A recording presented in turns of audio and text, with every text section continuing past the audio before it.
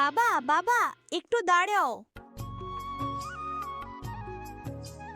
কি হলো মা, এত সকালে দৌড়াচ্ছিস কেন?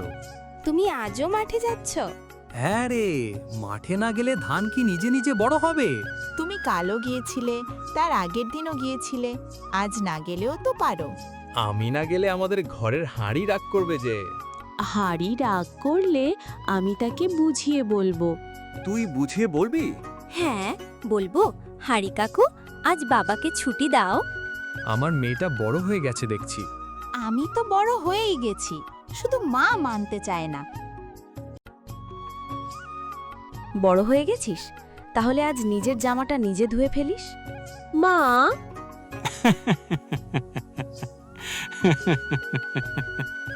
হাসছো কেন? তোমার মেয়েকে একটু কাজ শেখাও। শেখাবো, তবে আজ নয়। আজ নয়, কাল নয়, তোমার কাছে সব কাজই কাল। এই নাও, দুপুরে খেয়ে নিও। এত কিছু দিয়েছো কেন? তুমি সারাদিন খেটে বেড়াবে আর আমি শুধু বসে বসে তোমার মুখ দেখব।